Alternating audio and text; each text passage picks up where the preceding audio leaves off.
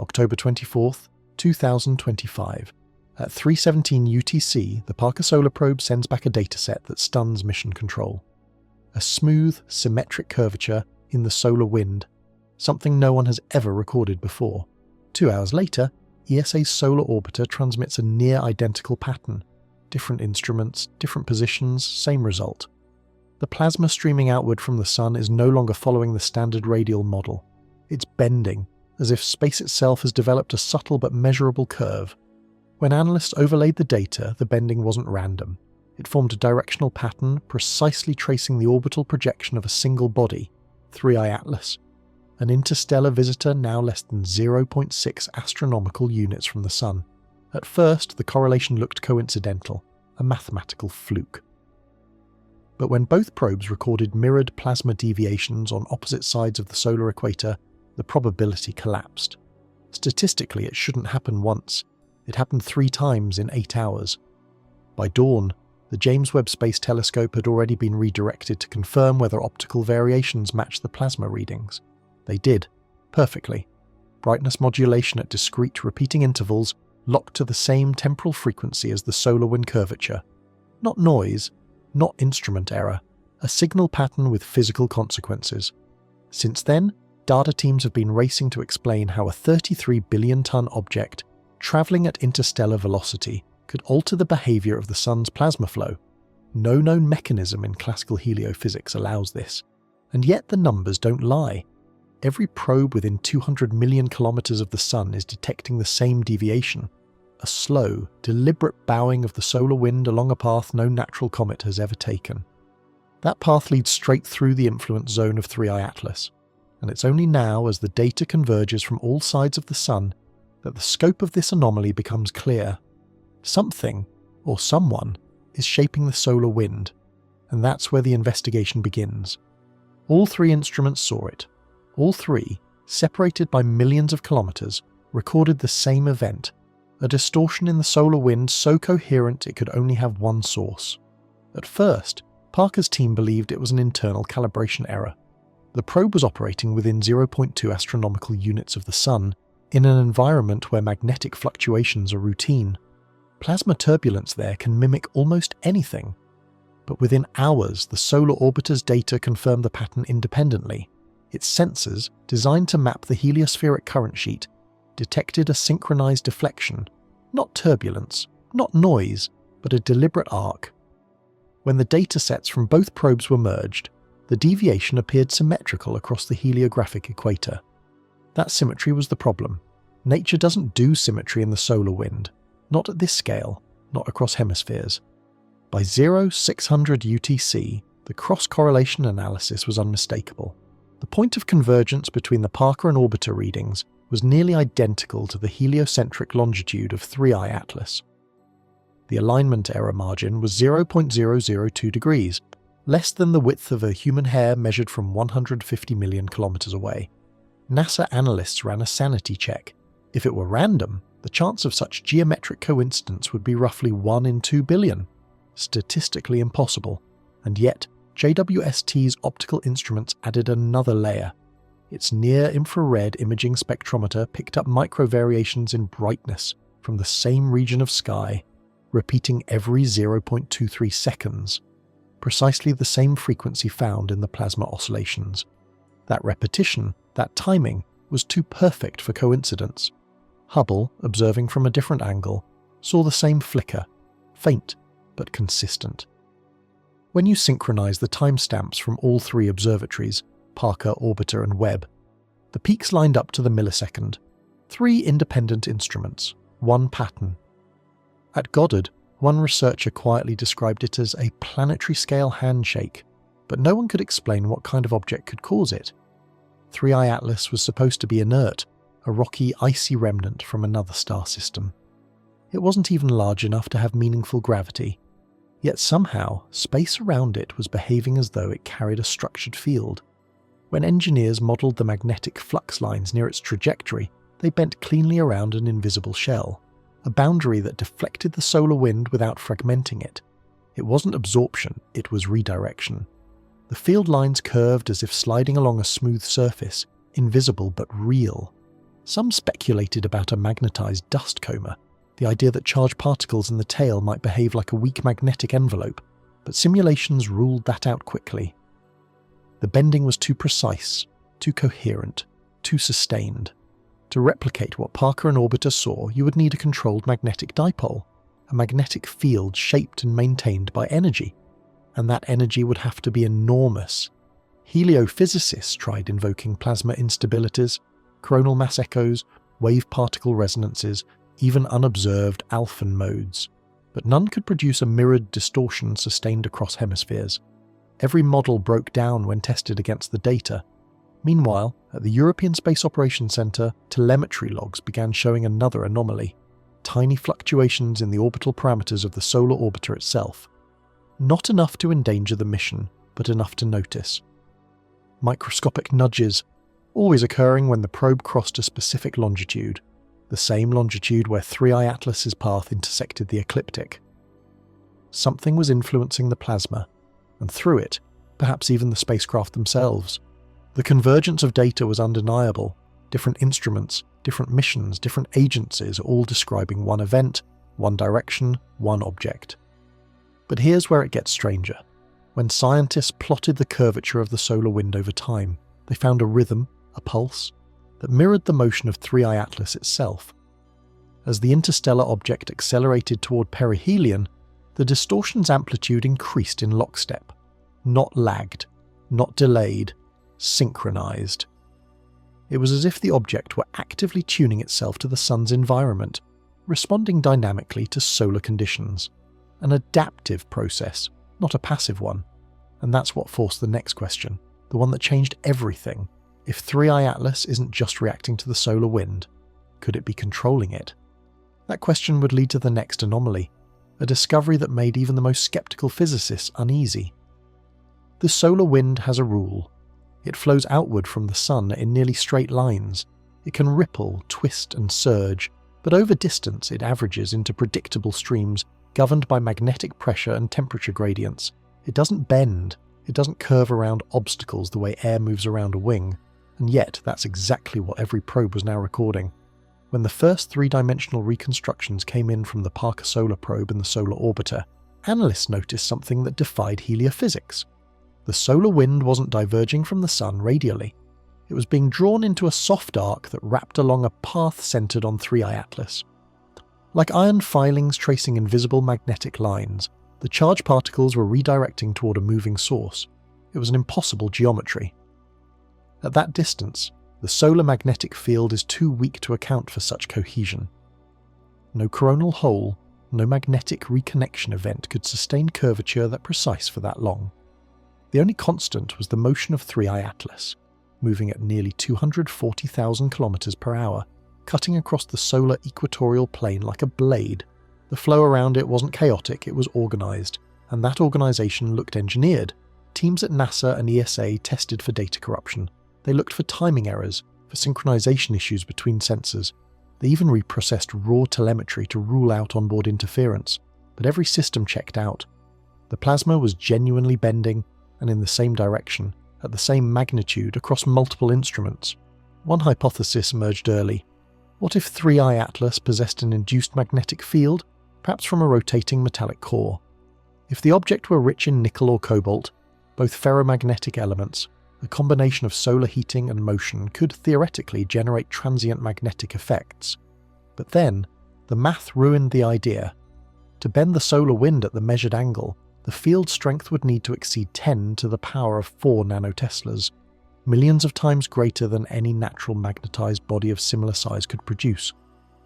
Even Jupiter's magnetosphere, immense as it is, wouldn't be able to generate this curvature at that distance.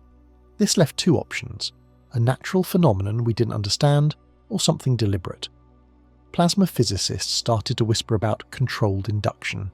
The idea that 3I Atlas might be producing an artificial magnetic envelope, an engineered magnetosphere capable of shaping solar plasma. In theory, superconducting materials could do that, sustain enormous currents with zero resistance, generating magnetic fields strong enough to deflect charged particles. But no comet, asteroid, or interstellar rock is made of superconductors, not unless someone built it that way. Meanwhile, the solar probes kept transmitting. The bending increased, slightly but steadily. The plasma angle relative to the solar radial vector grew from 1.8 degrees to 3.4 degrees over 36 hours. That may sound small, but in space physics, it's colossal. Over millions of kilometers, that means billions of tons of plasma are changing direction in unison, forming an arc as if guided by invisible infrastructure. Computer models began to visualize it as a field bubble, a shell roughly 30,000 kilometers wide around 3I Atlas, interacting with the solar wind in ways that suggested feedback. Like a living system adjusting its boundaries in response to pressure. The more the sun's plasma intensified, the stronger the curvature became. The relationship was inverse, not passive. That's not how inert objects behave in space. That's how systems behave, controlled systems. And then another layer of anomaly appeared. In the ultraviolet band, faint emissions began to emerge along the inner edge of the curved plasma. Emissions consistent with particle acceleration, synchrotron radiation, usually seen near pulsars or in magnetically confined fusion experiments. No one could explain how a tumbling mass of dust and ice could produce emissions identical to a controlled particle accelerator. At the European Southern Observatory, researchers began to propose what they called the magnetoplasma hypothesis, that 3I Atlas is surrounded by an energy field capable of reorienting solar particles, storing charge and releasing it in timed bursts. Essentially a self-sustaining magnetic cage, something that mimics the structure of a planetary magnetosphere, but on an engineered scale. If true, it would mean 3I Atlas isn't merely interacting with solar wind, it's using it, harvesting its energy. To test this, mission-controlled cross-reference solar particle flux data with microwave readings from the Deep Space Network. A correlation emerged. Every time the plasma curvature peaked, a subtle but consistent 4.3 Hz modulation appeared in the radio spectrum. It wasn't random noise, it was structured, a pulse repeating with metronomic precision. That pulse would soon become the most controversial signature in the history of heliophysics, because if the solar wind is bending towards something, and that something is emitting at a fixed frequency, then the question shifts from what is happening to who or what is doing it, and that's where the signal begins. It began as a faint pattern buried deep in the microwave spectrum, a modulation so subtle that, at first, analysts mistook it for instrument noise. But when the data was filtered, cross-referenced, and time-synced against the plasma distortion events, the coincidence dissolved. It wasn't random, it was repeating, every 0.23 seconds a pulse, exactly 4.3 Hz, steady, coherent, global. The signal didn't fade with distance or direction. Parker picked it up first, then Solar Orbiter, then even ground-based receivers within NASA's Deep Space Network began registering faint harmonics within the same band. The signal was omnidirectional, radiating evenly, not focused like a beam. It was as if space itself were breathing at 4.3 cycles per second. Researchers at Goddard traced it back through transmission logs. Each pulse coincided precisely with a measurable change in local plasma density, meaning the signal wasn't just being transmitted through the solar wind, it was shaping it. The timing was immaculate. The signal preceded each plasma bend by a fraction of a second, as if instructing the particles where to go. By now, 3I Atlas was approaching 0.59 astronomical units from the Sun, passing through a corridor thick with solar plasma. In that environment, any external radio emission should be scattered, distorted beyond recognition. Instead, the 4.3 Hz pulse remained clean, almost impossibly so. The first serious debate broke out during a midnight teleconference between NASA, ESA, and JAXA data teams. If the frequency was natural, it had to be the product of plasma oscillation, Langmuir waves perhaps, driven by charge separation within the solar wind. But the math refused to cooperate. Langmuir oscillations vary with electron density. This one didn't. It was constant regardless of position, distance, or solar flux. A constant frequency in a variable plasma is impossible, unless it's being controlled. The theory of an engineered modulation emerged quietly.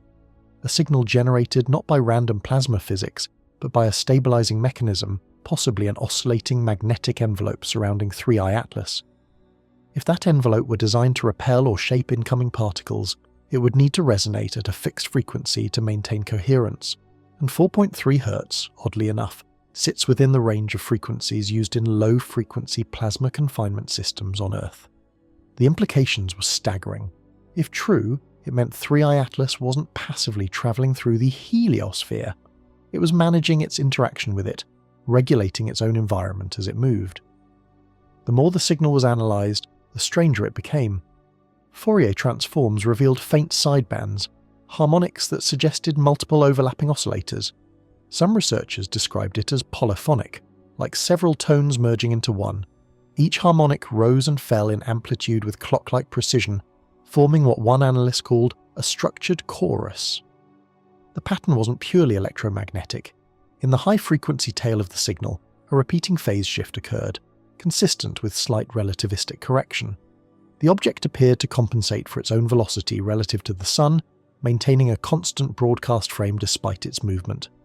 That's not natural behaviour, that's a correction algorithm. Meanwhile, JWST's spectrometer recorded something equally bizarre.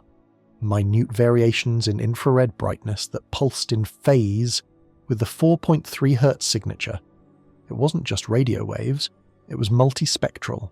The light from 3I Atlas itself seemed to brighten and dim rhythmically across both optical and microwave bands. By now, mission logs referred to it unofficially as the heartbeat. Every 0.23 seconds, unbroken, unexplained. Astrophysicists proposed more grounded interpretations, rotational modulation, thermal cycling, even microjets releasing vapor at periodic intervals. But none could sustain such regularity over days. Natural processes drift, they wobble, they decay. This one didn't. A frequency that perfect over that distance implies design, or at least feedback control, and feedback requires energy. By early analysis, the power output needed to sustain such coherent modulation exceeded anything expected from a cometary body. It required the energy equivalent of a small nuclear reactor, operating continuously, without fluctuation. That's when the debate turned from how to why. Why would any object, natural or otherwise, emit a stable signal synchronized to a plasma distortion? Was it propulsion, communication, shielding, or something else entirely? Some began to suspect it wasn't emitting at all, it was resonating. That the 4.3 Hz pattern might be a byproduct of an underlying field, a signature of whatever was maintaining that artificial magnetosphere. And that theory, as strange as it sounded, fit the data better than anything else. If 3I Atlas carried an internal structure capable of generating superconducting magnetic confinement, something akin to a fusion containment ring or a toroidal plasma drive, then that 4.3 Hz rhythm might represent its stabilization cycle, the heartbeat of its core system. But if that was true, then 3I Atlas wasn't just bending plasma, it was alive, at least in a mechanical sense. Every pulse, every curve, every synchronized flash of light, all of it part of one continuous process, deliberate, repeating, and intelligent in design. The discovery forced researchers to ask a new question. Not what this frequency meant, but what kind of material could survive operating like this? And that question would lead directly to the next revelation, the spectral fingerprint of something that shouldn't exist anywhere in nature. It was subtle at first, a soft rhythmic flicker buried in the light curve of a faint object crossing the inner solar system. But once James Webb Space Telescope and Hubble aligned their instruments, the pattern was unmistakable.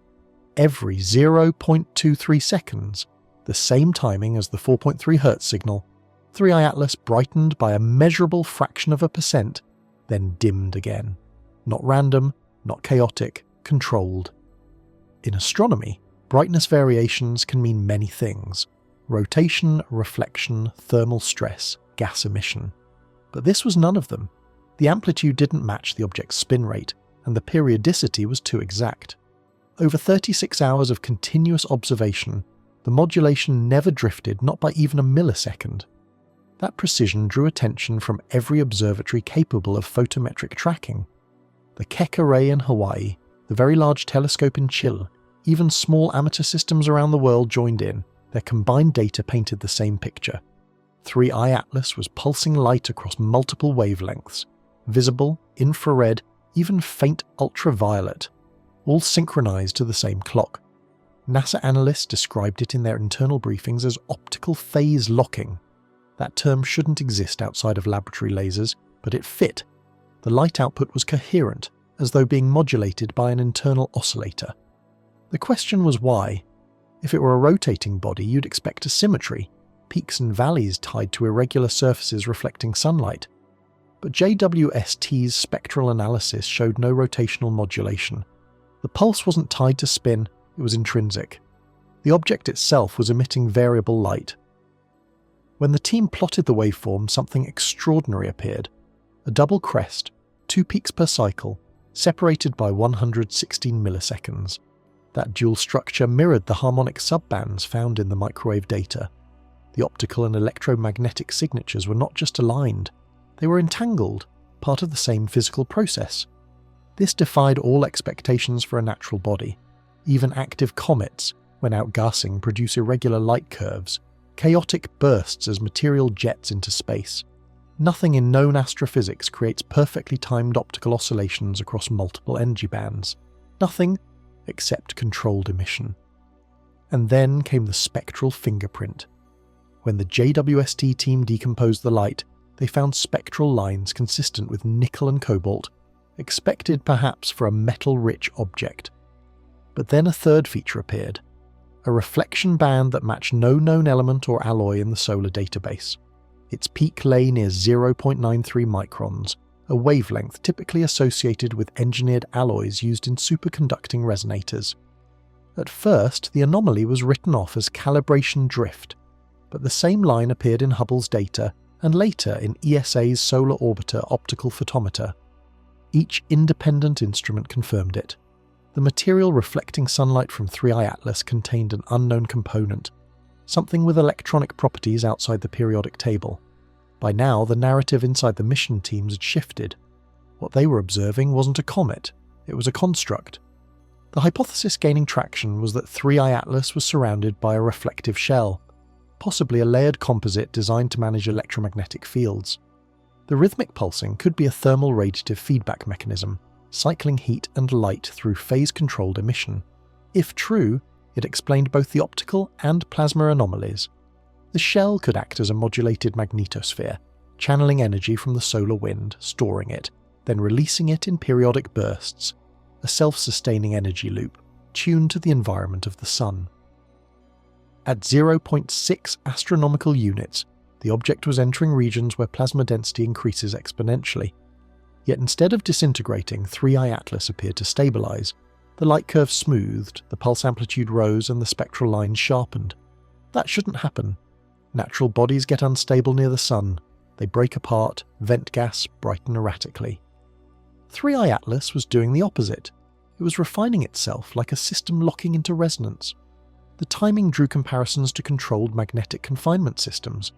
In experimental fusion devices, plasmas are stabilized by oscillating electromagnetic fields, small periodic adjustments that prevent turbulence. The 4.3 Hz modulation could be serving a similar role, keeping whatever internal mechanism existed within 3I Atlas in balance. But there was another darker interpretation. Some researchers proposed that the optical pulse wasn't a byproduct, it was communication, a low-bandwidth optical beacon cycling through frequencies invisible to the human eye but perfectly measurable by sensors, a beacon designed to interact not with us, but with the Sun itself. That theory gained momentum when Parker's solar probe registered synchronized magnetic ripples in the corona precisely during each optical peak. Each pulse corresponded with a microvariation in the Sun's local magnetic field, a handshake between the object and the star. If that's true, 3I Atlas isn't just surviving near the Sun, it's talking to it. That idea pushed the conversation out of science and into speculation. Yet the evidence was stubborn: rhythmic light, synchronized magnetic fluctuations, and spectral alloys that defied chemistry. And if light itself is being modulated with such precision, it implies materials and control mechanisms far beyond anything our civilization has achieved. The next step was obvious. If the light and magnetic fields were connected, then the materials composing 3I Atlas had to be extraordinary, something capable of sustaining those fields, reflecting them, and perhaps even generating them. The labs turned to spectroscopy for answers. What they found would send shockwaves through the scientific community, not because it suggested alien technology, but because it broke the rules of matter itself. The first solid compositional data came from the James Webb Space Telescope's near-infrared spectrograph. At 0.58 astronomical units, the object's reflected sunlight was strong enough for spectral deconvolution, and the results made no sense. The signature started normally, absorption bands matching common interstellar metals, nickel, cobalt, magnesium, all elements seen in metallic meteorites. But then a sharp, narrow reflectance feature appeared near 1.12 microns where nothing should be. At first, analysts thought it was a computational artifact, perhaps a bad pixel correction. But when Hubble's wide-field camera confirmed the same feature independently, that excuse vanished. The unidentified band didn't match any terrestrial alloy or mineral known to science. Its electron transition levels suggested a lattice structure that shouldn't exist naturally, one capable of reflecting energy across multiple frequencies without absorption. In material physics, that's what you'd call a photonic lattice, a structure engineered to manipulate light itself. NASA's materials division quietly labelled it Alloy X. To reproduce the observed reflectance in simulations, they had to invoke a hybrid of cobalt-nickel crystal matrices combined with an unknown element, something with atomic weight between hafnium and tungsten, but with superconducting properties at temperatures far higher than any known material. It wasn't metallic hydrogen. It wasn't any high TC ceramic superconductor either. It was something entirely new. At Lawrence Livermore National Laboratory, a team attempted to model it quantum mechanically. The only stable configuration that matched the data required an atomic nucleus with fractional charge, a feature that, by all known physics, is impossible. "This shouldn't exist," one physicist wrote in her internal note, and yet the spectrum says it does. The spectral response to sunlight was equally strange. When the sun's flux increased, the reflection didn't simply brighten, it changed colour. The material's albedo curve flattened, meaning it was adapting to maintain constant energy absorption. In essence, 3I Atlas seemed to be tuning its surface to stabilize against thermal overload. That's not chemistry, that's engineering. The working hypothesis became that 3I Atlas is enveloped in an active surface, possibly a superconductive mesh or metamaterial layer designed to regulate charge and radiation. The behavior resembled what a theoretical physicist might call an active magneto-optical cloak, a surface that absorbs energy, channels it into electromagnetic fields, and releases it through controlled emission. Such a structure would explain the earlier anomalies. The 4.3 Hz modulation would be the cycling frequency of the field regulators. The optical pulse would be their synchronized discharge. The plasma curvature would be a side effect of their interaction with solar particles. When Parker Solar Probe's magnetometer data was reprocessed using that framework, the fit was almost perfect. The deflection vectors lined up with what you'd expect from a rotating dynamic magnetic shell. Not a static magnetic field, but one oscillating in rhythmic intervals, sustaining balance through resonance. ESA analysts took it further, estimating the energy needed to maintain such a system. The numbers were staggering, on the order of 10 to the power of 13 joules per second, roughly equal to the output of a small fusion reactor. And yet, there was no evidence of heat emission, no infrared spike, no thermal trail.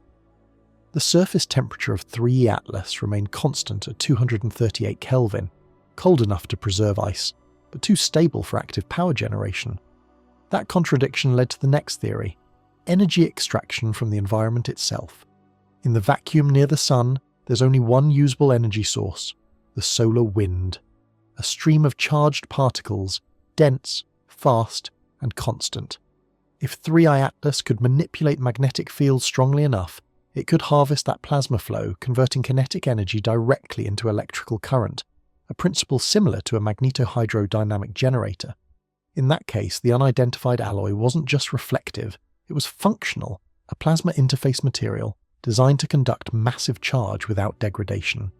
One NASA physicist compared it to a skin, a living conductor designed for stellar proximity. Another called it a self-healing Faraday cage. The discovery raised an uncomfortable possibility. If 3I Atlas was built, by whoever or whatever, its creators had mastered material science at a level beyond anything on Earth. The ability to engineer superconductors that survive near the Sun implies technology at least Type 2 on the Kardashev scale, planetary energy mastery, possibly more. That's when the internal memos changed tone. The discussion stopped being purely academic.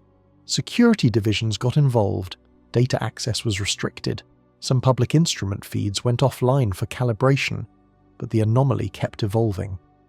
The same alloy-like reflection bands began to drift slightly, shifting towards shorter wavelengths as 3I Atlas approached its next orbital phase.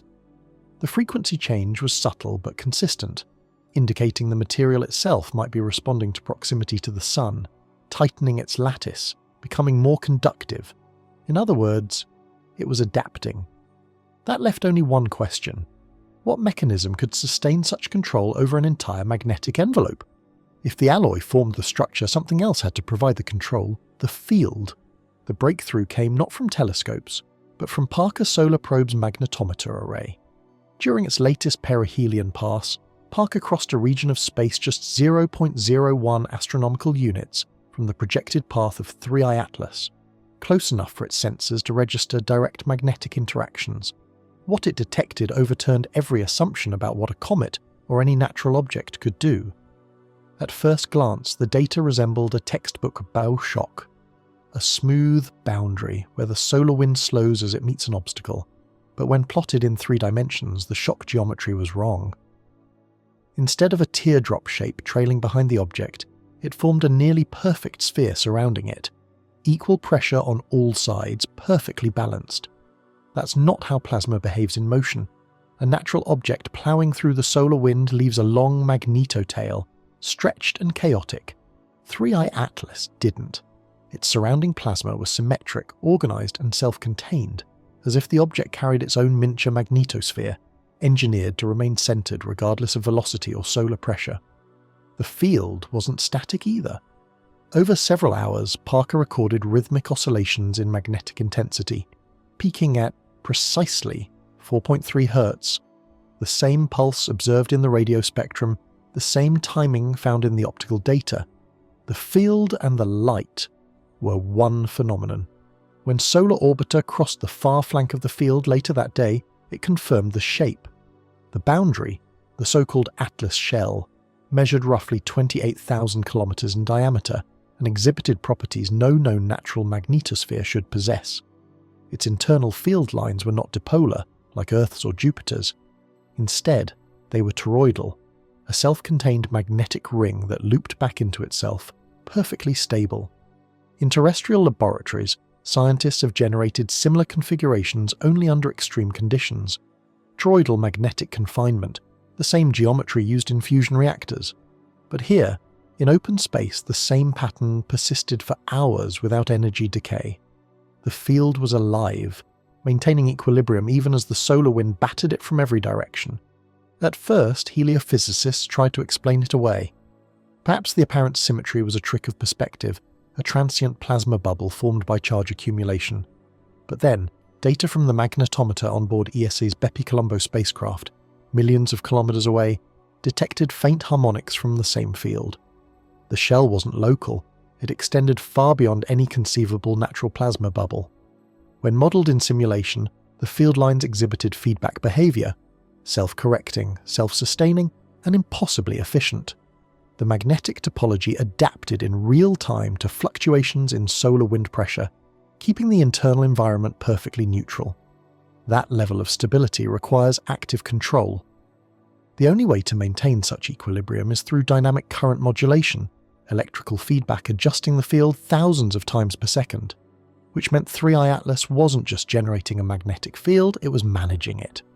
NASA's plasma physics group quietly coined a term, artificial magnetosphere. If the object were natural, its internal current system should decay quickly. Yet after 48 hours of monitoring, not only did the field persist, it strengthened slightly, as though it were drawing power from the solar environment.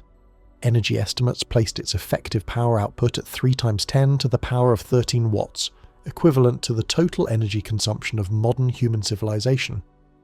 At that point, the question wasn't whether 3I Atlas had a magnetic shell, it was how it could possibly sustain one. The answer, or something like it, came from the plasma distribution data. When the solar wind struck the outer edge of the shell, instead of scattering randomly, particles were deflected in organised spirals, their energy redistributed evenly across the field. That's characteristic of magnetic confinement, the same principle used in fusion devices to trap plasma. Some physicists began to suggest that 3I Atlas might be surrounded by a superconducting loop, a ring generating its own magnetic field by channeling induced current from the solar wind.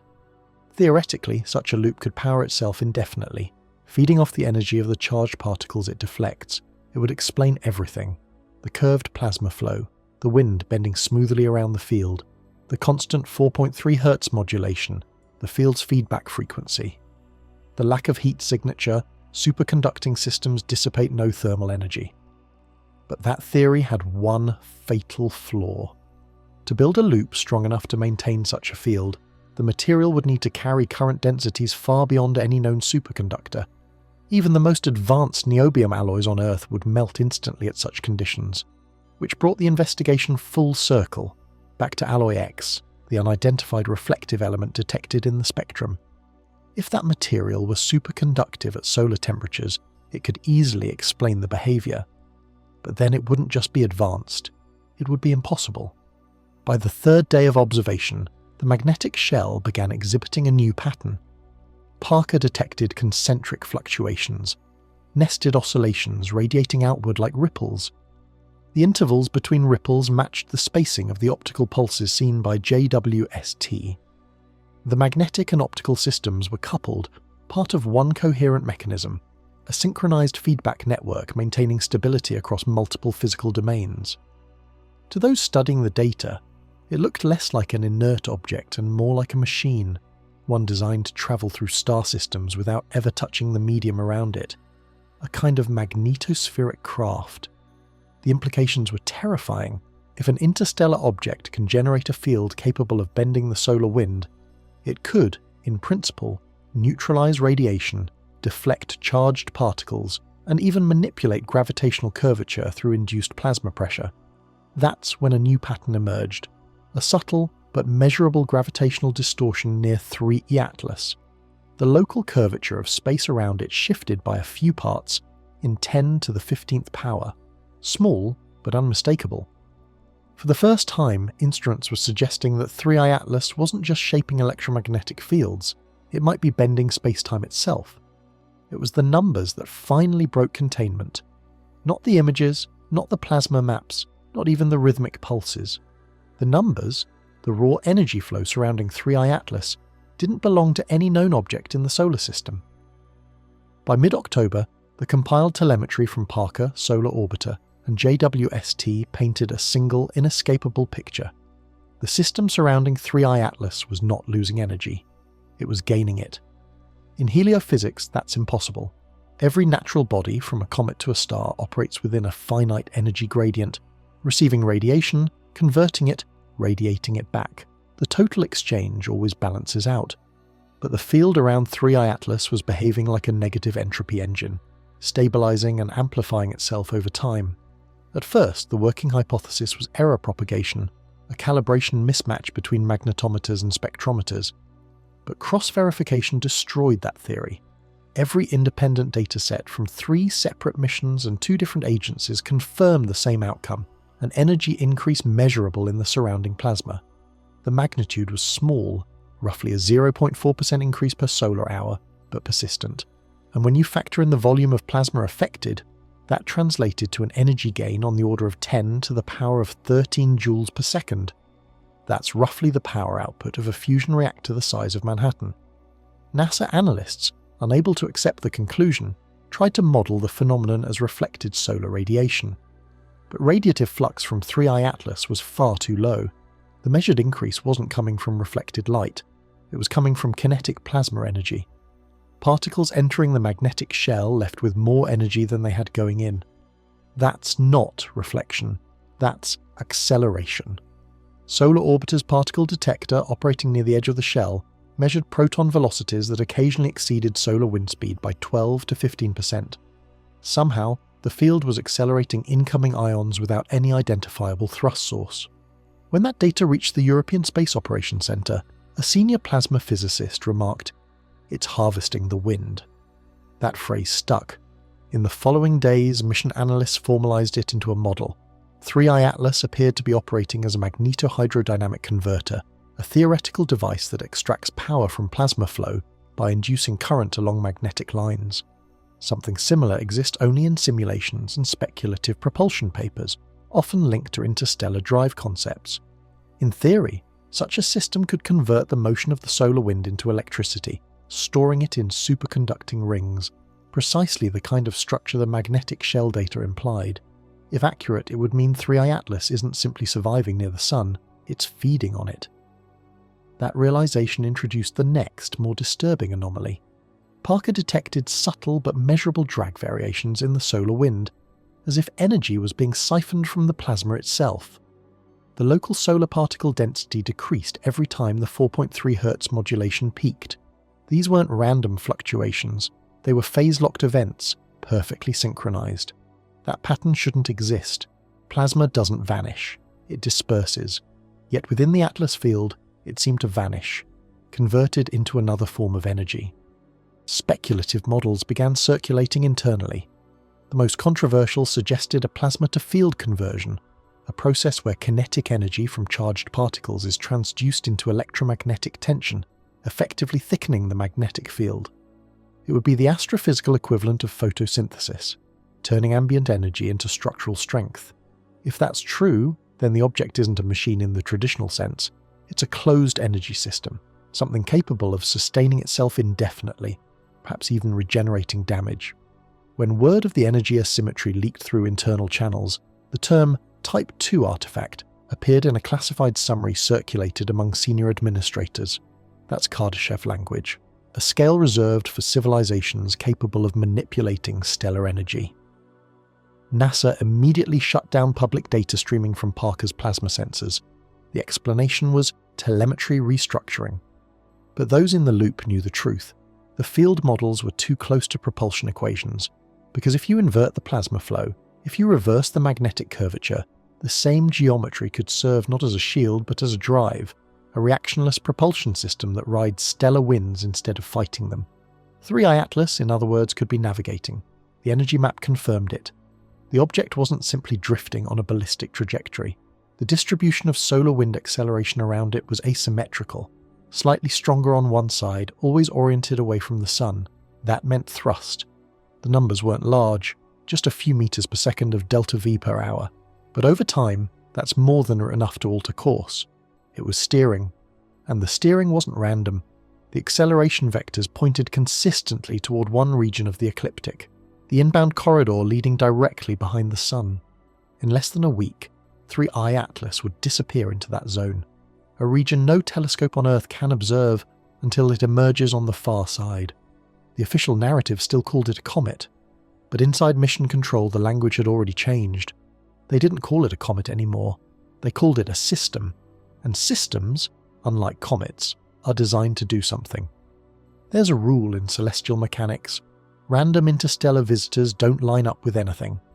Their trajectories cut through the solar system at odd inclinations, like bullets passing through a cloud. Statistically, the odds of one arriving perfectly along the Sun's equatorial plane, within a fraction of a degree, are near zero. Yet that's exactly what 3I Atlas is doing. When its inbound path was first calculated months ago, analysts at the Minor Planet Center noted the anomaly but dismissed it as coincidence. After all, gravitational interactions could, in theory, nudge an orbit into apparent alignment. But the precision kept tightening as the object moved inward. By October 2025, its inclination relative to the Sun's equator measured 0.04 degrees. That's less than the margin of error for some spacecraft trajectories, an almost surgical alignment. To put it simply, 3I Atlas is flying along the exact plane where the Sun's magnetic field is most stable. That's the heliospheric current sheet, a thin, undulating layer of plasma that wraps around the Sun like a vast electromagnetic ribbon. It's where the polarity of the solar magnetic field flips from north to south, forming a neutral boundary between opposite charges. For any object moving through interplanetary space, the current sheet is a zone of turbulence. Charged particles, field reversals, and magnetic shear make it chaotic and unpredictable. No natural comet would choose this route. But for a system designed to interact with solar plasma, to harness or manipulate it, this would be the perfect corridor. That realization spread quietly among mission analysts. If 3I Atlas's path was random, it was the luckiest alignment in cosmic history. If it wasn't random, then it was deliberate. The first mathematical red flag appeared when a group at the European Space Astronomy Centre ran a reverse orbital simulation. They traced 3I Atlas's trajectory backward through interstellar space, hundreds of thousands of years, and found no gravitational encounters that could have flattened its inclination naturally. It entered the solar system already aligned to within 0.1 degrees of the Sun's equator. The probability of that happening by chance is roughly 1 in 14 million. There's more. As it moved inward, the alignment didn't drift. It corrected itself.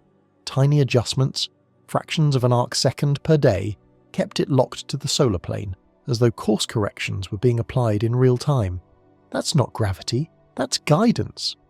Parker's magnetometer picked up corresponding fluctuations in plasma density around the same times these course corrections occurred. The signature was identical each time, a localized compression wave followed by an energy release from the side of the object opposite the Sun. It looked like thrust, magnetic thrust. Heliophysicists tried to rationalize it as outgassing, the classic explanation for non-gravitational acceleration in comets.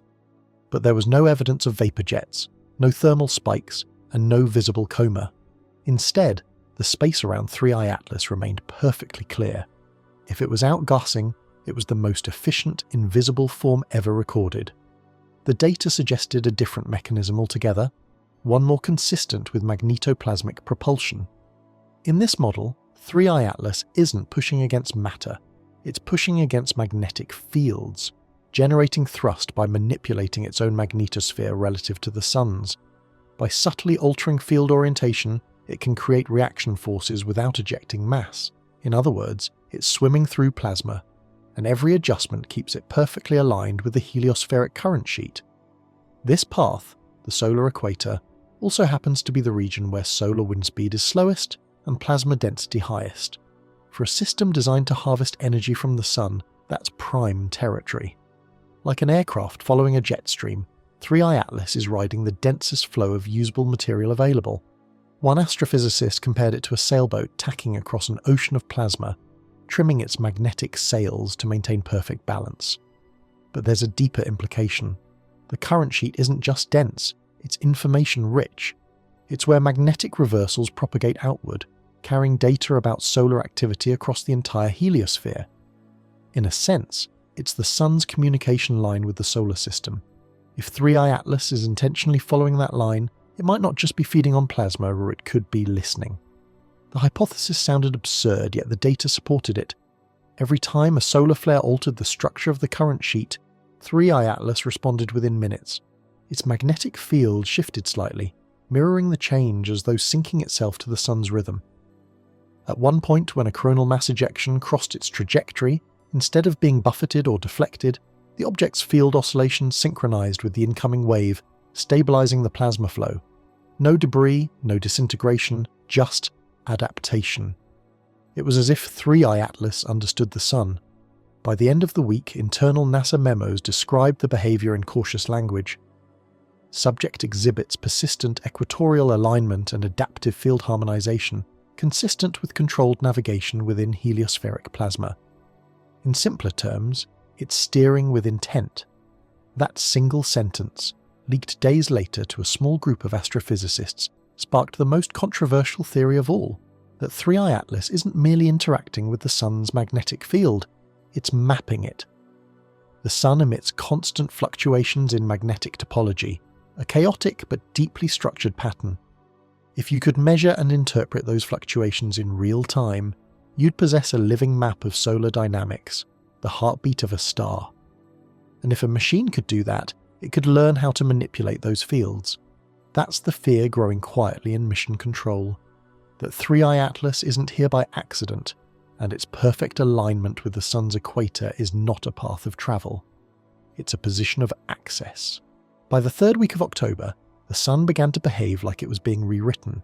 The first signs came from Parker Solar Probe's WISPR imager. which tracks the fine texture of solar plasma. At 3:12 UTC on October 20th, the smooth, radial outflow of the solar wind fractured, not violently but geometrically. Instead of chaotic turbulence, thin ribbons of plasma began coiling around an invisible axis near the ecliptic plane. The geometry wasn't random, it was structured, like field lines winding around a magnetic core that didn't exist the day before. Within hours, Solar Orbiter's magnetometer registered synchronous field reversals.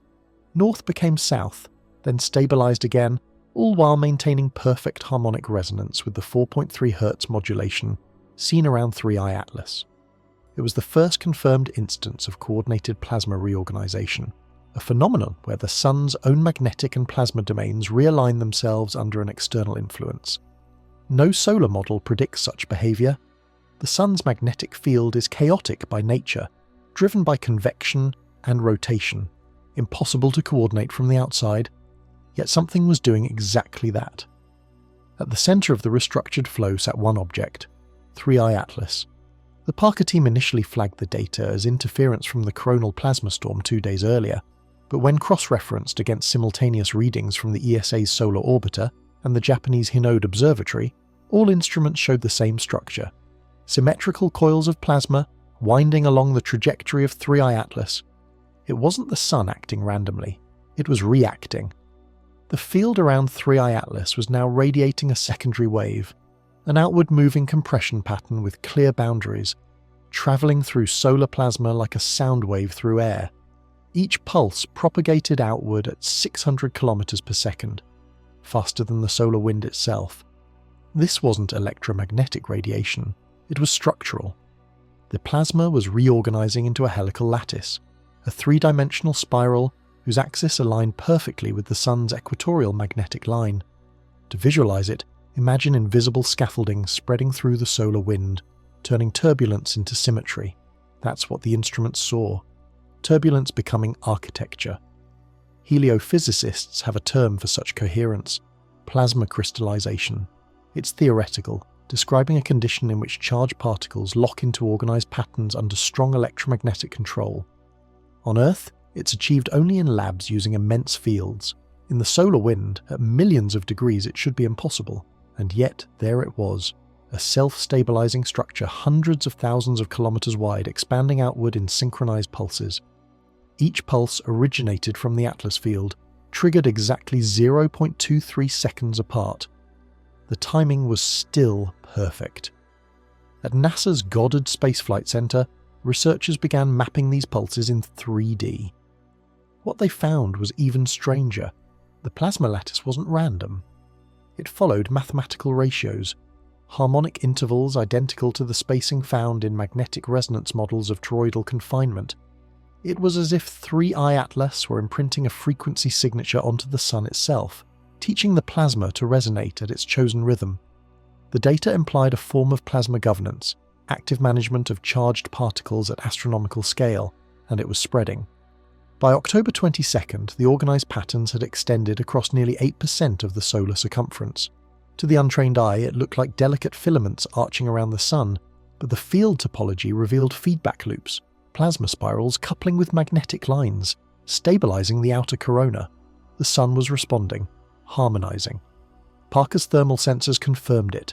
Local turbulence levels around the current sheet dropped by nearly 18%. In other words, the Sun's chaotic wind was calming down. This shouldn't be possible. The solar wind is driven by deep convective forces millions of kilometers below the surface, untouchable by anything external. Yet somehow, 3I Atlas was reorganizing that energy flow from the outside, like a conductor taming a storm. Scientists scrambled for explanations. Some invoked plasma resonance, others quantum magnetodynamics, even dark matter coupling. But none could explain the synchronization, the way solar behavior now matched the 4.3 Hz rhythm of the object. At one point, the phenomenon became visible even in coronagraph imagery. Filaments of the corona shimmered faintly at the modulation frequency. The Sun, in a very literal sense, was pulsing in harmony with 3I Atlas. The idea of an external object inducing coherent oscillations in the Sun sent shockwaves through heliophysics. It suggested control, or at least influence, on a scale never thought possible. A few senior scientists began to speak privately about field harmonization, the possibility that 3I Atlas was stabilizing its environment intentionally, creating a calm magnetic corridor for its perihelion passage. If that's true, it meant the object wasn't just harvesting energy, it was terraforming the plasma around the Sun to make its approach safer. And that in turn would imply one thing: foresight. To anticipate plasma turbulence and reorganize the solar wind days in advance would require predictive modeling of the Sun's internal magnetohydrodynamics, something even our most advanced supercomputers can't do. 3I Atlas wasn't reacting to the Sun, it was orchestrating it. The solar wind bending had now evolved into full-scale environmental manipulation. And with it came a new fear among mission scientists, that this harmonization might not stop at the Sun's surface. If it extended inward, it could reach the tachocline, the magnetic boundary deep inside the Sun where field lines are born. Disturbing that region, even slightly, could alter solar output, changing radiation levels across the entire solar system. In short, if 3I Atlas continues what it's doing, it might not just pass through the Sun's domain, it might reshape it. That's when whispers began inside NASA's Secure Data Division. A phrase appeared in an internal summary, short but chilling. Atlas may be initiating heliospheric reorganization. And if that's true, the event unfolding above us isn't a cometary passage. It's a system-wide experiment. By October 23rd, the debate had reached a boiling point. Inside every major space agency, from NASA to ESA to JAXA, two camps had formed, and neither could fully explain what was happening. On one side were the naturalists, physicists who argued that 3I Atlas was triggering a previously unknown plasma resonance phenomenon, something rooted in the chaotic dynamics of the Sun itself. They believed the object's unusual composition, that alloy-like surface with traces of nickel and cobalt, might be acting as a catalyst, amplifying and rechanneling the solar wind through complex electromagnetic coupling. In this view, 3I Atlas was still a comet. An extraordinary one, yes, but not intelligent, not artificial. On the other side were the technologists. They didn't see chaos at all, they saw control, the symmetry, the rhythm, the adaptive feedback loops. To them, these weren't the signatures of a natural resonance, they were the fingerprints of engineering. The naturalists presented their case first. At a closed-door symposium hosted by EA's Solar Physics Division, they unveiled what they called the self-organized plasma hypothesis. The idea was elegant. Under extreme conditions, plasma can behave like a living system, forming feedback loops, storing energy, even generating coherent oscillations. If 3I Atlas carried the right mix of conductive materials, it could have become a nucleus around which such order spontaneously emerged.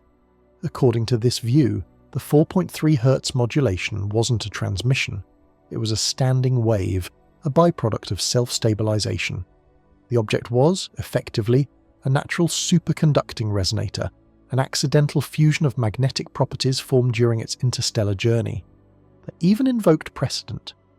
In 2014, astrophysicists observed plasma singing near Jupiter's magnetosphere, electromagnetic harmonics created by charged particles spiraling along field lines. Perhaps 3I Atlas was an evolved version of the same thing, a cosmic tuning fork. The room was divided. The theory fit some of the data, but not all. It didn't explain the precise orbital alignment, the sustained magnetic shell, or the energy surplus. Spontaneous self-organization can occur, but it decays quickly.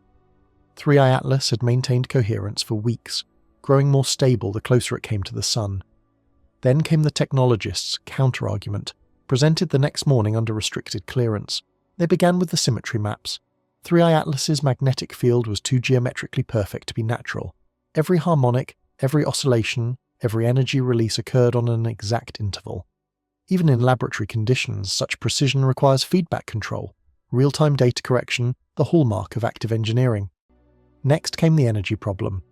If 3I Atlas were natural, its increasing field strength would violate the conservation of energy. A passive body cannot generate power, it can only dissipate it.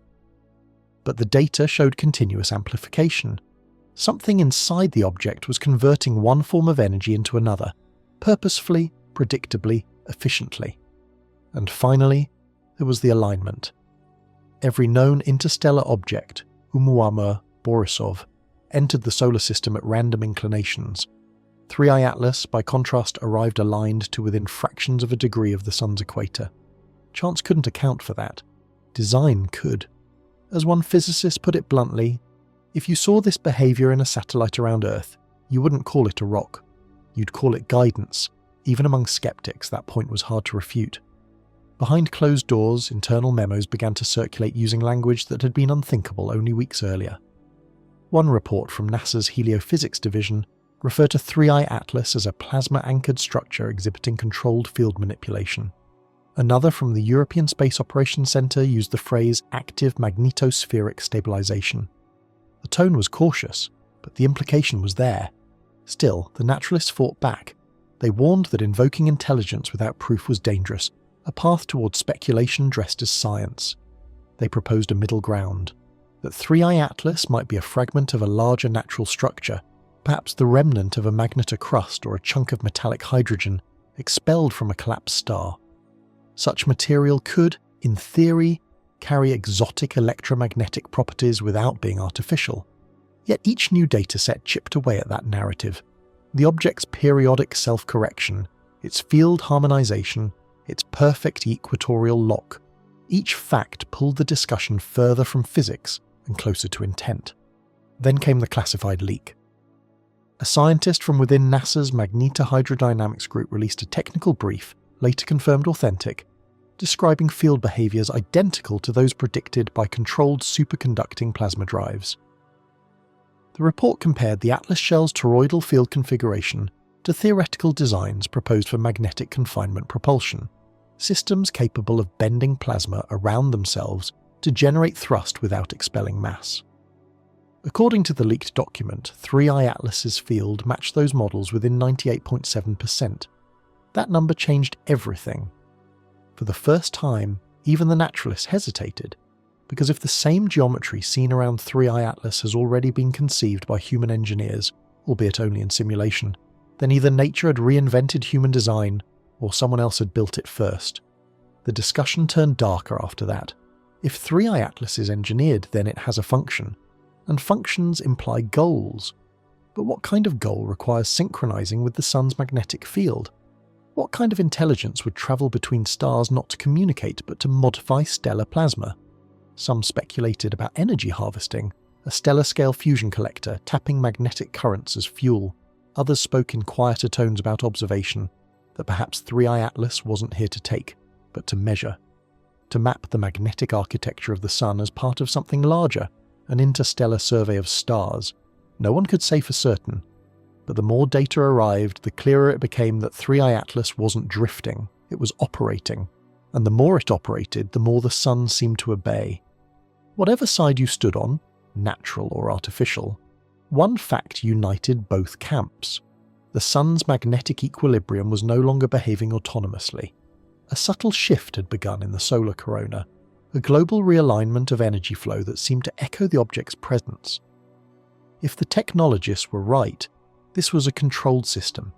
If the naturalists were right, it was a natural one learning to control itself. Either way, it meant one thing. Something in the heart of the solar system was now responding. By the evening of October 23rd, what had begun as an academic debate was turning into a quiet emergency. The classified leak, that internal technical brief comparing 3I Atlas's magnetic structure to a theoretical superconducting plasma drive, had reached senior administrators at NASA and ESA.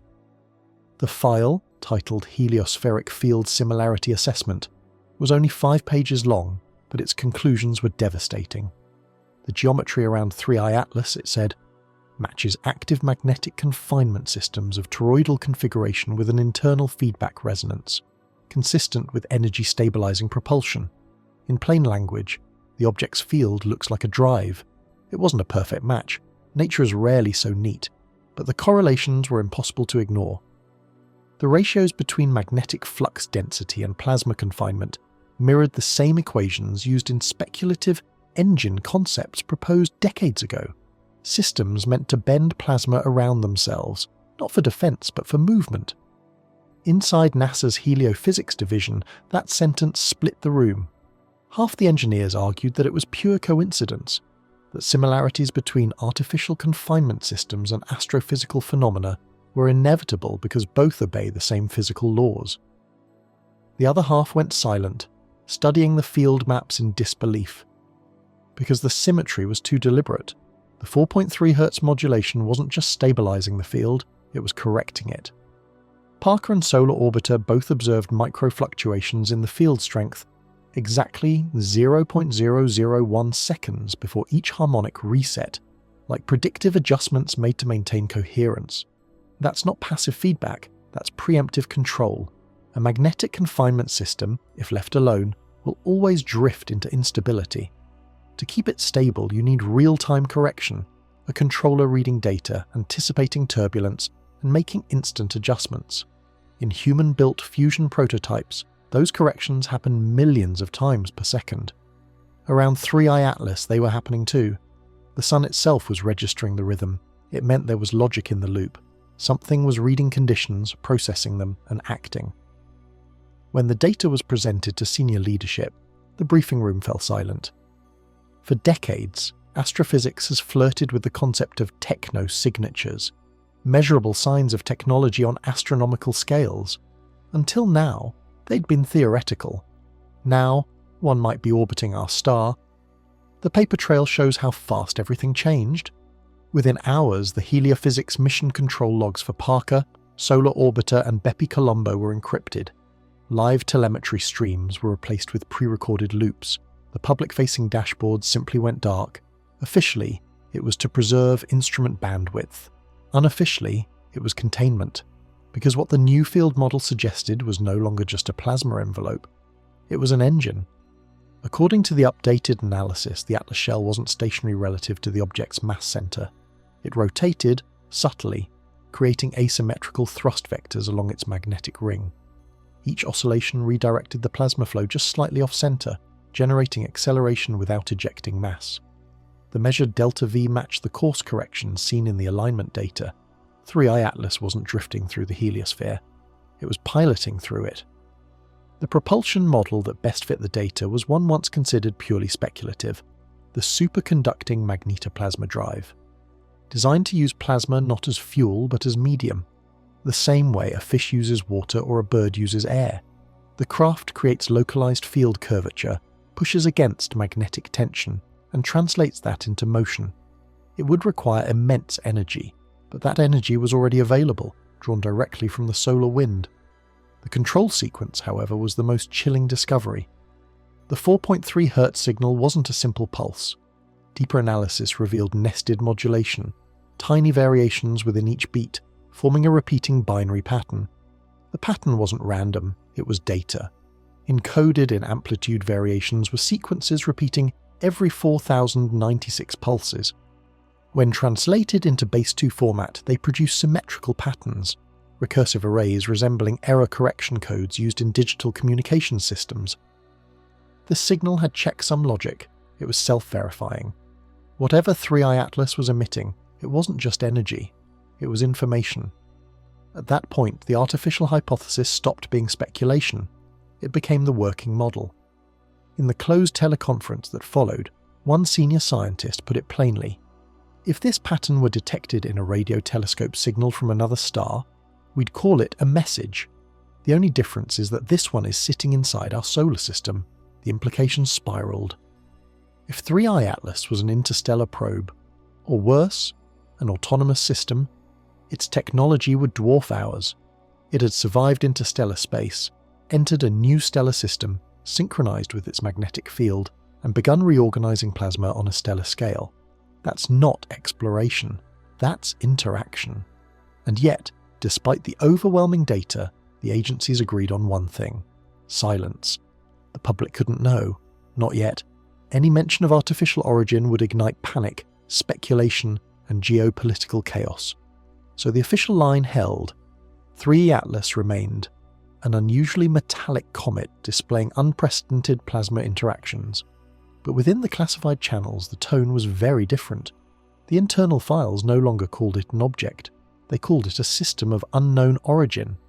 The analysts were instructed to focus on one question, the one that could no longer be avoided.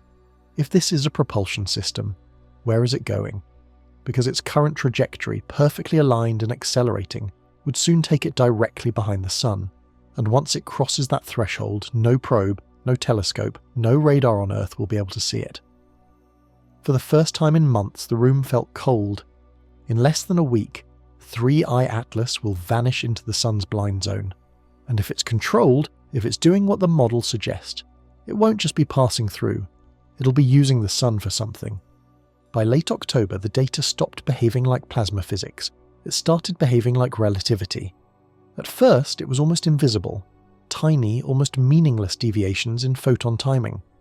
But in the deep data from JWST and the Solar Orbiter's Heliospheric imager, analysts began to notice something new. Light passing near 3I Atlas wasn't moving at the speed it should. When calibrated against background stars, the object's gravitational lensing, the subtle bending of light, didn't match its estimated mass. A 33 billion ton body should produce no measurable lensing at all. Yet the curvature around 3I Atlas was measurable, slight but consistent. That meant only one thing: local spacetime around the object was distorted. At first, mission control assumed it was thermal refraction, hot plasma bending light. But when Parker crossed the same region, it recorded no thermal gradient, no density spike. The plasma was cool, calm, and perfectly symmetrical. The only variable left was the geometry of space itself. This was confirmed at 7:19 UTC October 23rd. Solar Orbiter's star tracker cameras, which measure microfluctuations in stellar positions, caught a faint deflection in starlight as it passed near the object's projected vector. It was tiny, on the order of 10 to the minus 15 radians, but real. When you invert that number, it points to a localized curvature equivalent to a mass roughly 10,000 times greater than 3 Atlas's known volume. That discrepancy destroyed any gravitational model that treated it as inert matter. Space around 3I Atlas was warping, not due to mass, but due to something else. The first paper written on this, still classified, called it non-gravitational curvature coupling. The author, an astrophysicist from Caltech, phrased it carefully: local spacetime deformation consistent with energy-dense magnetic confinement, suggestive of deliberate field compression, possibly as part of a propulsion event. That last phrase, propulsion event, became the center of the storm. If the Atlas field was compressing spacetime, even fractionally, it meant that the object wasn't simply using magnetism to push against plasma. It was using plasma to push against the geometry of space itself. In simple terms, a drive that manipulates spacetime curvature to move. For years, theoretical physicists have speculated about such systems: Alcubierre drives, field bubbles, zero-point compression, but all of them require impossible amounts of energy. Yet here was a real object producing measurable distortion without collapsing. Parker's magnetometer captured another clue. Inside the Atlas field, magnetic intensity didn't fall off smoothly with distance. It fluctuated, oscillating between peaks at regular intervals. That oscillation matched the same frequency spectrum you'd expect if energy density were converting into gravitational tension. The field was literally trading electromagnetism for curvature. To test this, analysts correlated the magnetic data with optical timing from JWST. Every time the field spiked, light from background stars arrived nanoseconds late, delayed by the tiny warping of spacetime. It was a perfect correlation. That's not coincidence, that's mechanics.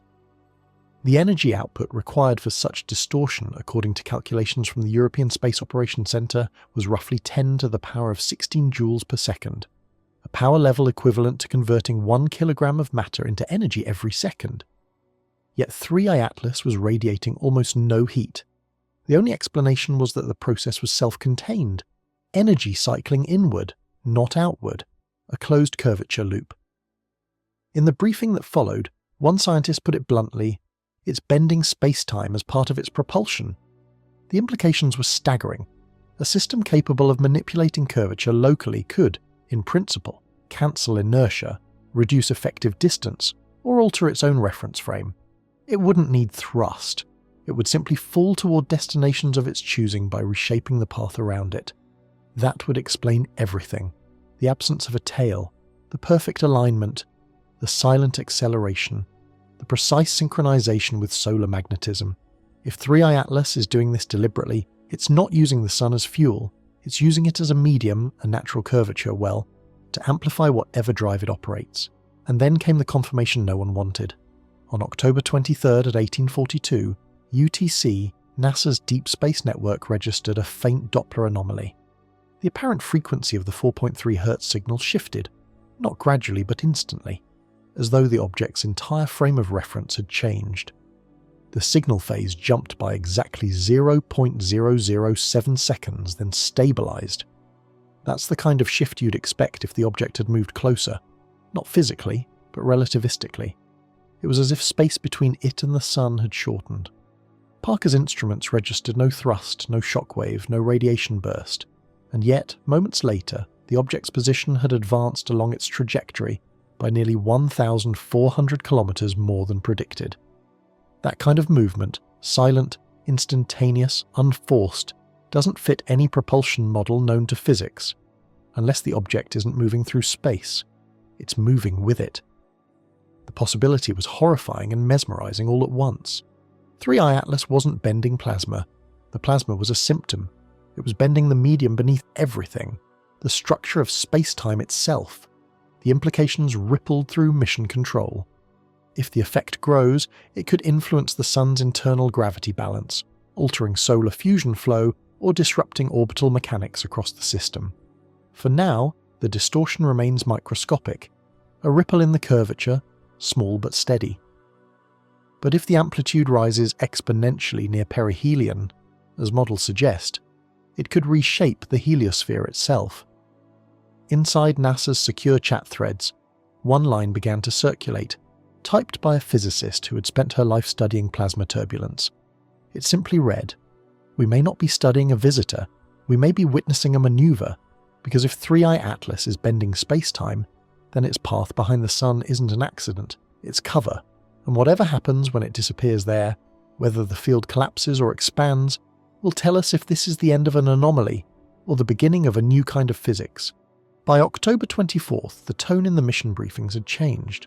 What began as scientific fascination had turned into quiet alarm, because the models, when finally unified, pointed to one outcome no one wanted to say aloud, that the solar field itself was now unstable. The latest cross-agency simulation, codenamed Helios Synchrony, combined Parker's in-situ plasma readings with ESA's coronal magnetometry and the Deep Space Network's timing data. When visualized, the picture was unnerving. The entire heliosphere, from Mercury's orbit to beyond Jupiter, was gently tilting. Not physically, but magnetically, as if one side of the Sun's magnetic field were being dragged sideways by an invisible tether. At the center of that pull sat 3I Atlas. In normal conditions, the Sun's magnetic dipole reverses polarity every 11 years. It's a slow, chaotic process. The north and south poles wander, fragment, merge, and flip. But this year's cycle was different. The drift wasn't random, it was coherent. Magnetic field lines that should have been independent were bending in unison, like iron filings drawn toward a moving magnet. At first, the deviation was microscopic, measured in microteslas. Then it grew.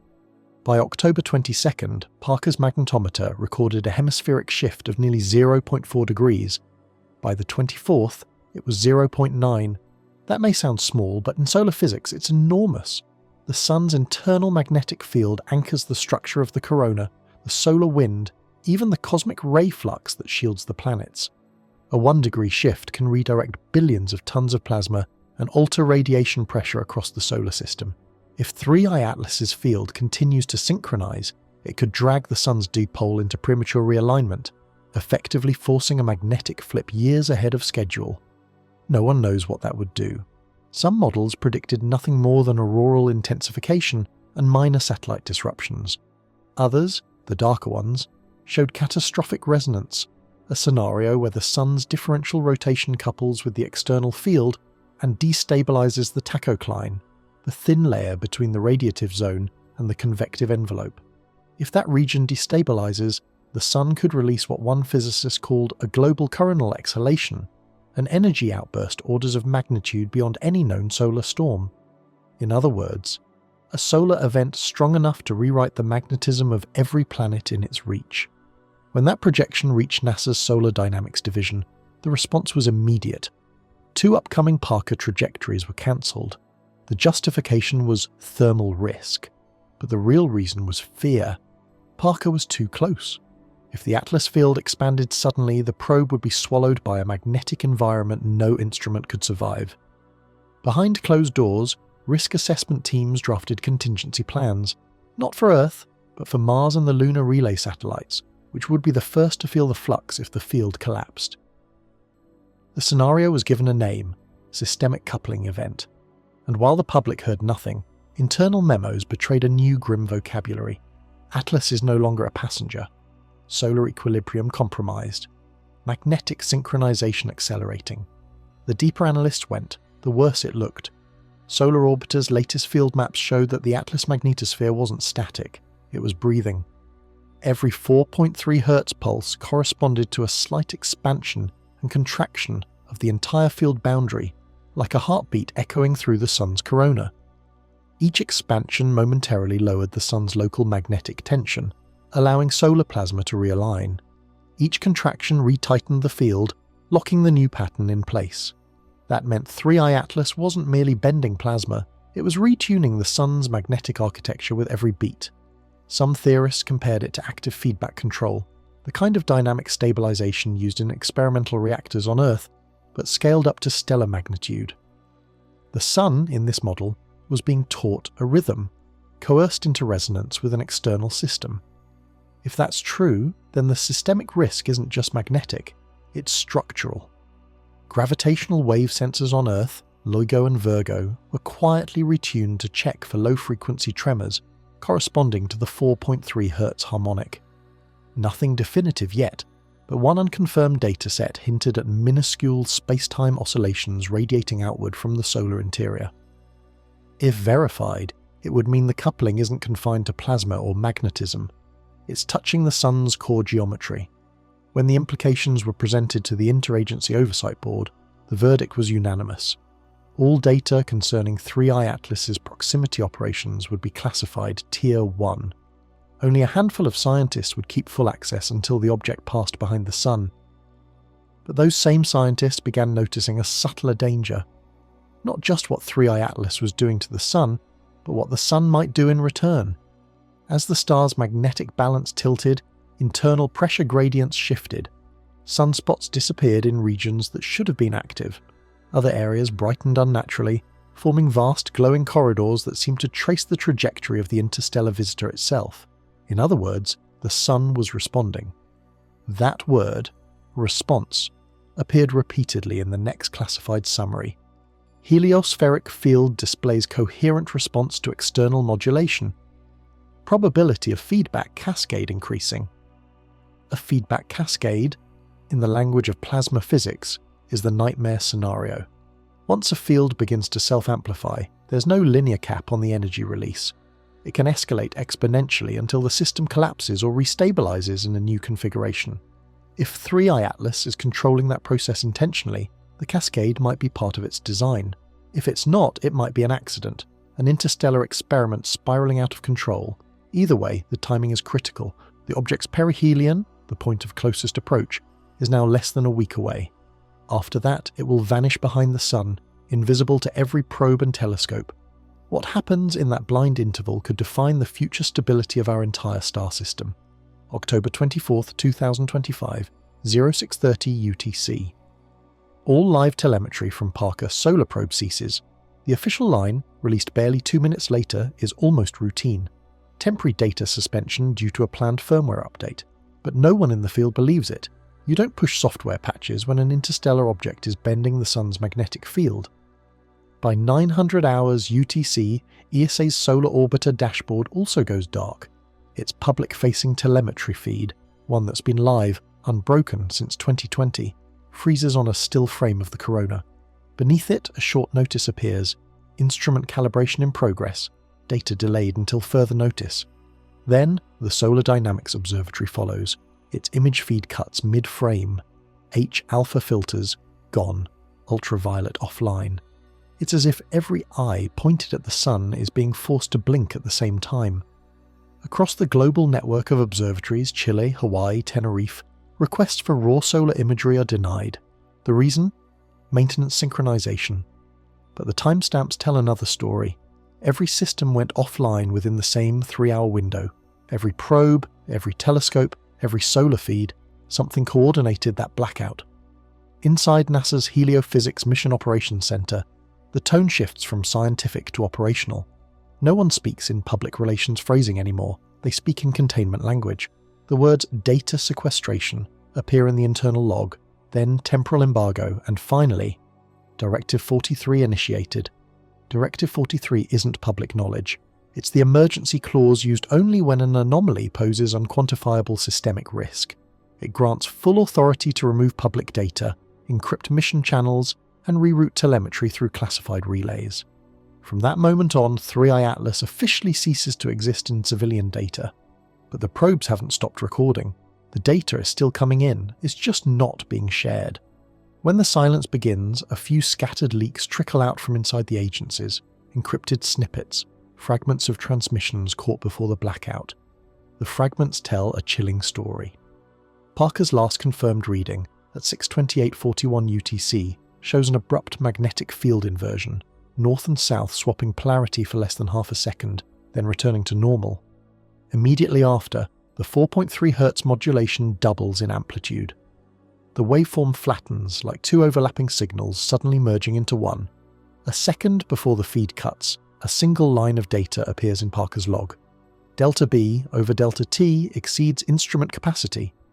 Change in magnetic field over time, off the charts.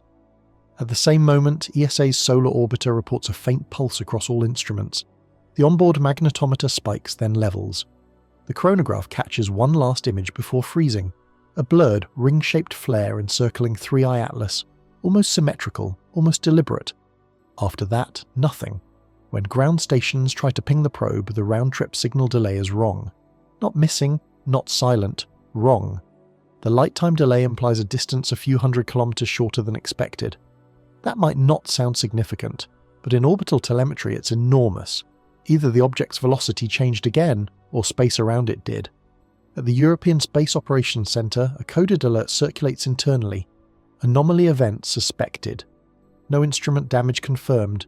Maintain blackout until correlation complete. In the United States, the NASA administrator holds a private briefing with Defense Department liaisons.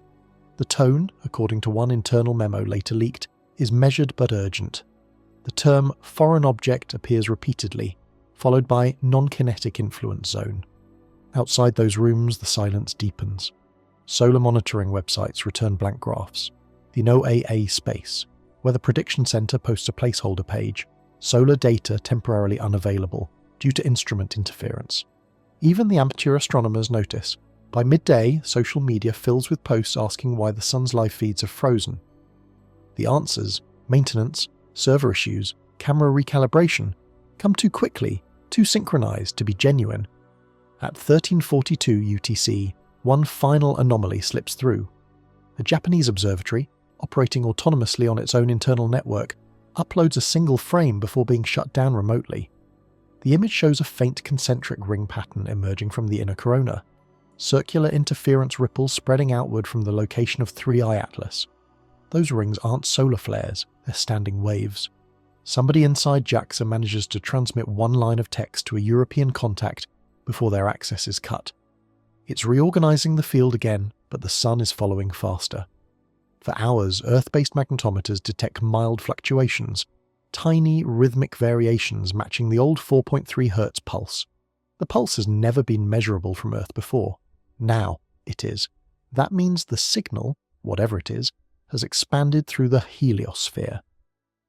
By 1900 hours UTC, NASA's public channels fall completely silent. No tweets, no briefings, no press releases, only an automated notice. Solar observation missions entering standby mode. Standby. That word isn't a pause, it's a warning.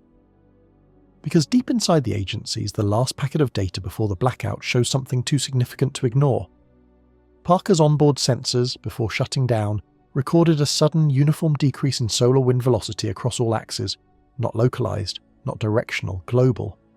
The sun's outflow, the breath of the heliosphere itself, had slowed by nearly 6%.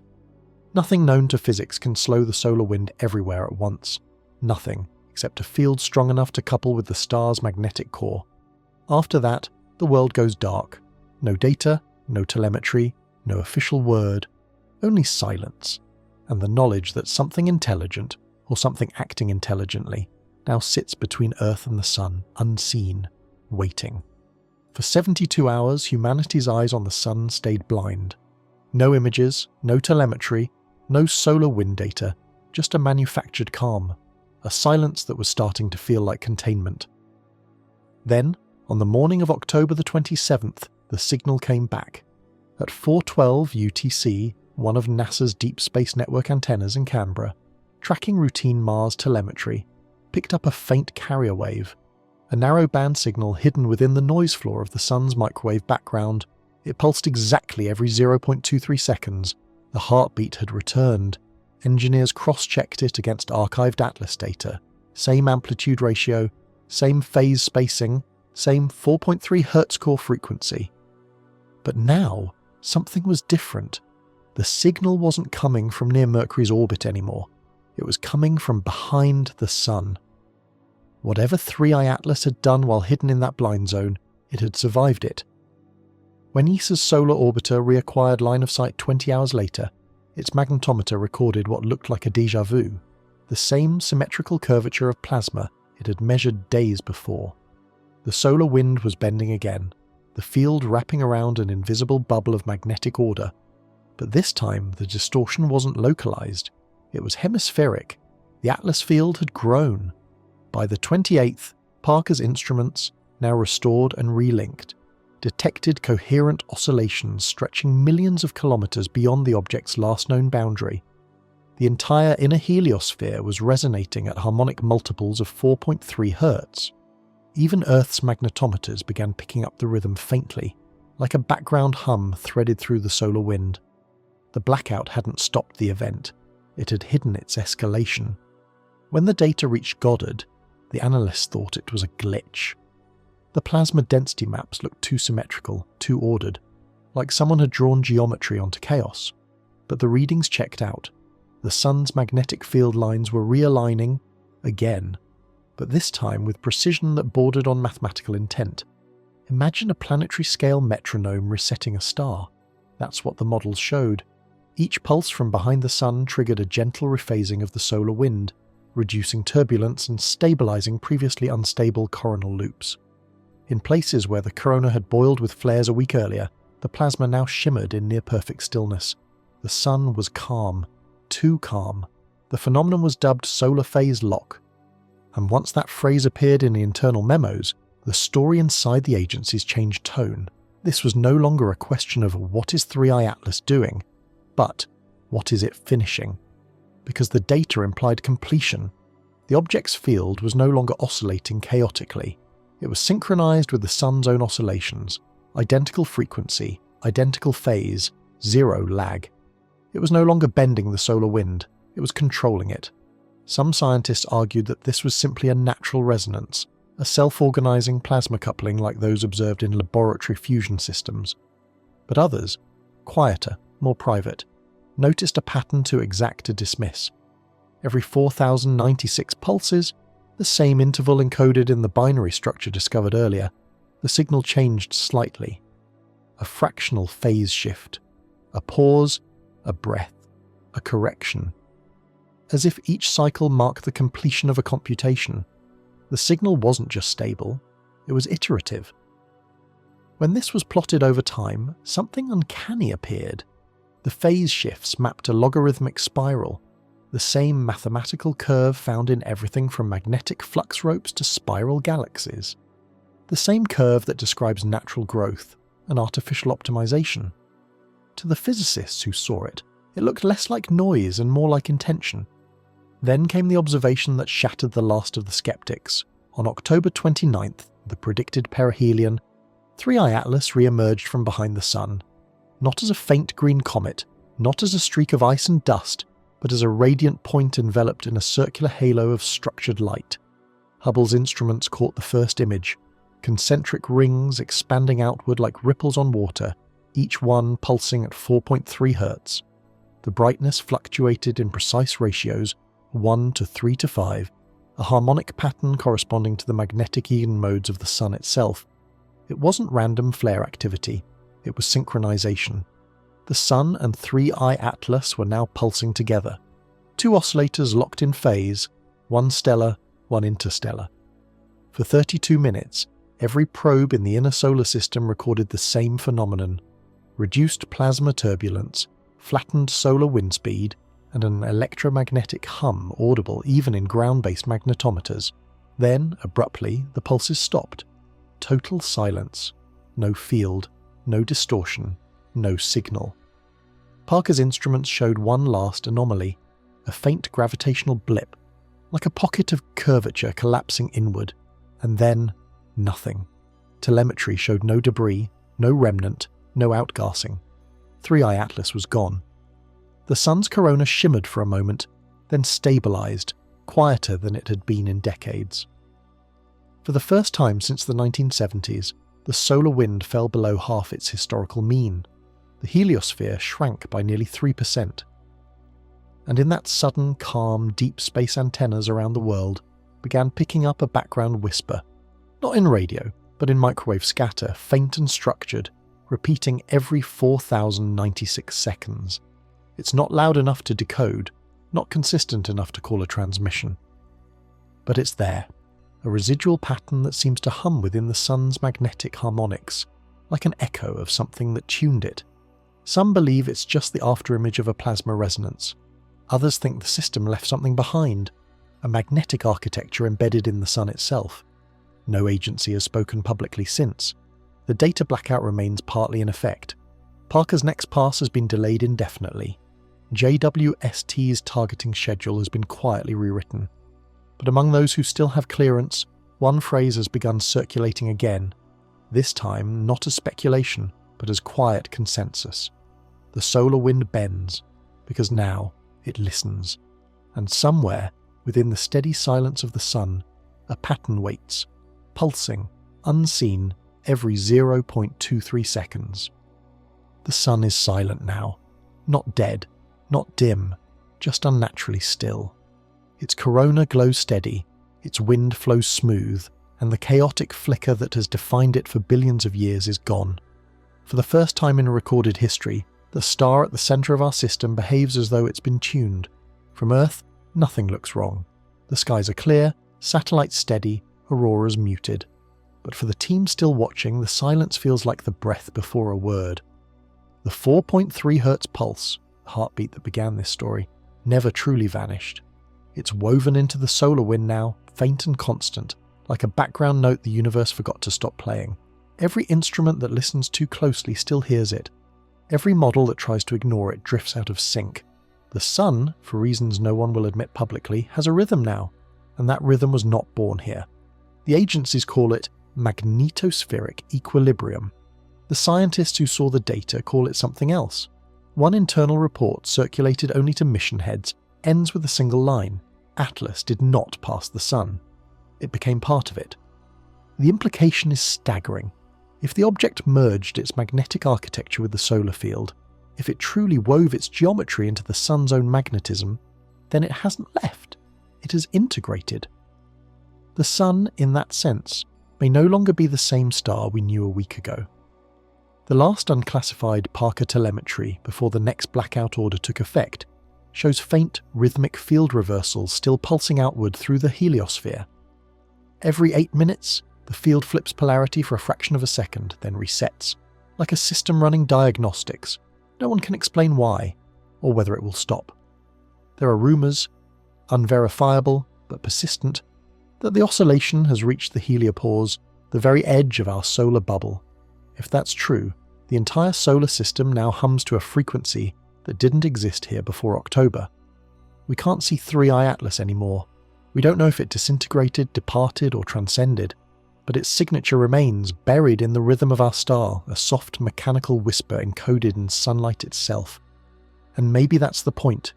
Maybe it was never here to visit, or to observe, or to destroy.